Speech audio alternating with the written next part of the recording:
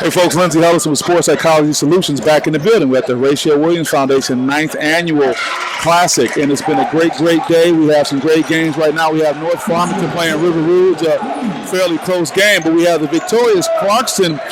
You guys are the Wolves, right? Right. We have Clarkston out here in the building. They represent really well. They had a great victory. Got Matt Nicholson. I said it correctly. Yep. Matt had a great game. You kept them elbows high, and I'm just going to say this from an observation standpoint. I got a feeling that the King guys didn't want to come into the lane anymore. I just saw so many guys adjusting their shots. I mean, it helps having a big like that, right? Yeah. They were adjusting their shots. What was the game plan for you guys going into a tough King team? Big thing.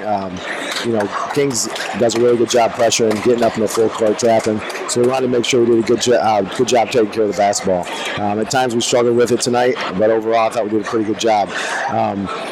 Big thing, we got Matt in the middle, so we got up, pressured the guys a little bit outside the three-point line. When they did penetrate, Matt stepped up. We got good weak side drops, and even if Matt's not blocking the shot, he's deflecting it or just getting his hand up. He makes a difference in there.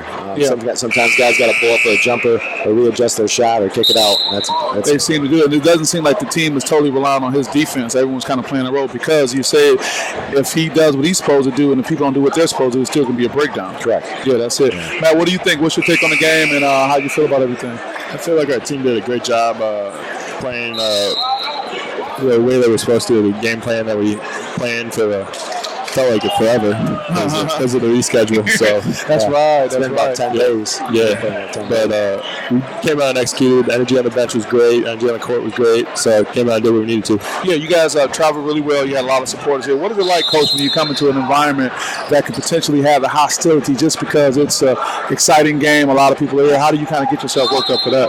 Right. So, a big thing I always do is I try not to look in the stands before the games, whether it be home or on the road. That helps me stay comfortable and stay calm, and I just try to keep it in between the lines. And I try to relate that to the players, I try to put it in a practice atmosphere.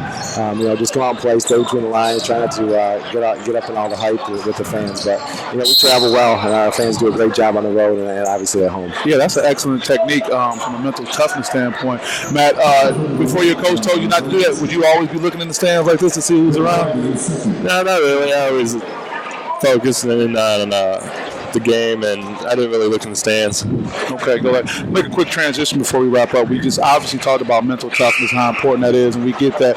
But, as a coach who's connected to what's going on, Matt, as a player, we're hearing so many tragedies about young people who are dealing with anxiety on a high level, depression, unfortunately self-harm, and unfortunately completing suicide. We've had a lot of talk about that. When you're here to talk about mental health, what does it mean to you, Coach? What does it mean to you, Matt? And how important it is to make sure that your team and your players are in a positive mental health standpoint? Right, definitely. Yeah, that's definitely something that we've worked with. I teach over at Clarkston High School as well, so definitely something we've worked with as a staff. I'm trying to relate it to our students and to our players, but just making sure that we're aware when we see kids that are struggling to reach out to them, make sure they have good support system within their school, at home, and we immediately talk to their counselors and try to hook up with them if we see issues, and just talking to kids and making them aware is definitely huge. That's important. You see it and you respond. What do you think, Matt, when you hear about people in your peer group who may be having these type of challenges? Are people open to talk about things, do you think?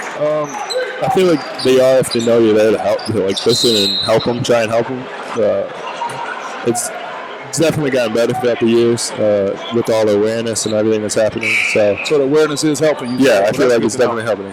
While I have you guys on there's a number I'm going to put on the screen, 741-741. You can text that. That's the crisis text hotline where a person can text that and someone's going to respond on the other end. There are a lot of great campaigns through the American Foundation for Suicide Prevention and other organizations trying to do things, including MHSA. So I want to put that out there. So before I let you guys go, any last comments, Coach, for the Clarkston faithful and everyone who's been supporting you guys? We appreciate all the support, and we're battling. We've battled some sickness this year, some injuries this year. We're trying to.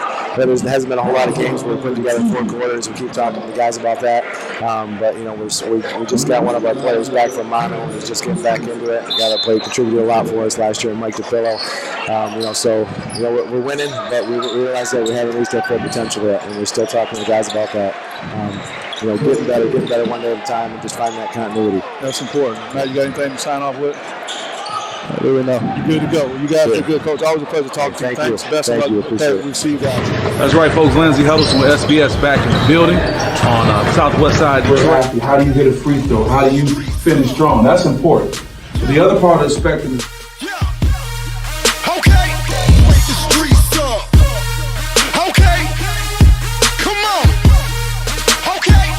always packed, always loud, always crazy.